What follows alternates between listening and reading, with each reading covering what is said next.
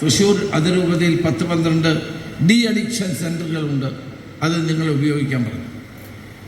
എന്നോട് മർത്തോമാ സഭയുടെ നേതൃത്വത്തിൽ 9 ഡി അഡിക്ഷൻ സെൻ്ററുകളുണ്ട്, അത് ഉപയോഗിക്കാൻ പറഞ്ഞു.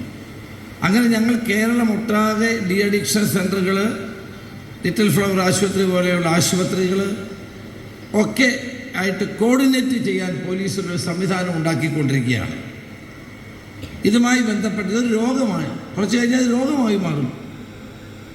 ആദ്യം ഒരു ആസക്തിയോടുകൂടി അല്ലെങ്കിൽ ലഹരിക്ക് വേണ്ടി ഇത് ഉപയോഗിച്ച് കഴിഞ്ഞാൽ പിന്നീടത് ഒരു രോഗമായി മാറും. ആ രോഗത്തിൽ നിന്ന് ആളുകളെ മോചിപ്പിക്കണമെങ്കിൽ ട്രീറ്റ്മെൻറ്റ് ആവശ്യമാണ്. ആ ട്രീറ്റ്മെൻറ്റിന് നമുക്ക് ഒരുമിച്ച് പ്രവർത്തിക്കണം.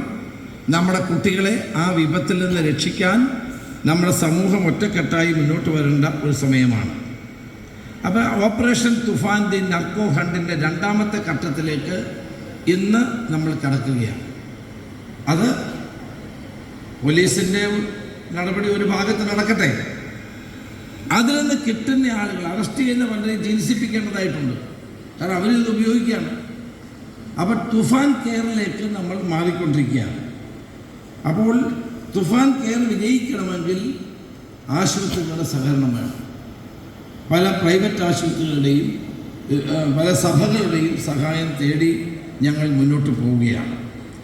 ഇപ്പം നമുക്കറിയാം, തുഫാൻ കെയർ പ്ലസ് പദ്ധതിയുടെ ഭാഗമായി ഇനി പറയുന്ന കാര്യങ്ങൾ ഗ്രൗണ്ട് തലം മുതൽ കൃത്യമായി നിർവഹിക്കേണ്ടതായിട്ടുണ്ട്. 1, MDMA പോലുള്ള മാരകമായ സിന്തറ്റിക് ലഹരി മരുന്നുകൾക്ക് അടിമപ്പെടുന്നവർക്കായി പ്രത്യേക മെഡിക്കൽ ഡി അഡിക്ഷൻ ഐസൊലേഷൻ വാർഡുകൾ സ്ഥാപിച്ച് ശാസ്ത്രീയമായ ചികിത്സ ഉറപ്പാക്കണം.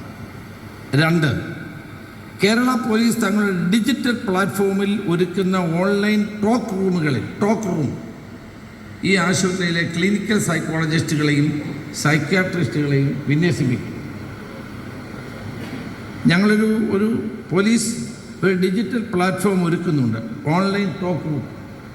അപ്പോൾ അതിൽ ഇവിടുത്തെ ഡോക്ടറെ പോലുള്ള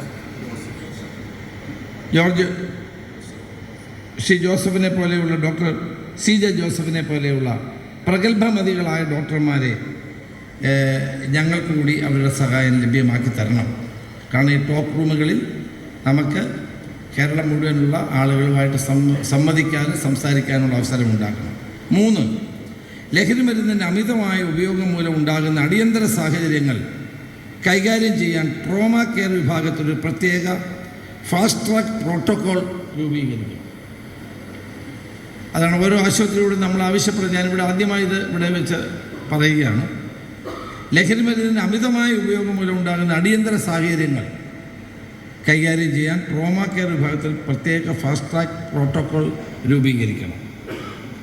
4, കുട്ടികളുടെ ലഹരി ഉപയോഗത്തിൻ്റെ പ്രാരംഭ ലക്ഷണങ്ങൾ തിരിച്ചറിയാൻ സഹായിക്കുന്ന ഒരു medical check list digital platform വഴി മാതാപിതാക്കൾക്കായി ലഭ്യമാക്കുക എന്ന ഉത്തരവാദിത്വം കൂടി ഏറ്റെടുക്കണം. ഈ 4 കാര്യമാണ് ഞങ്ങൾ ഈ ആശുപത്രിയിൽ നിന്നും കേരളത്തിലെ വിവിധ ആശുപത്രികളിൽ നിന്നും ഞങ്ങൾ പ്രതീക്ഷിക്കുന്നത്.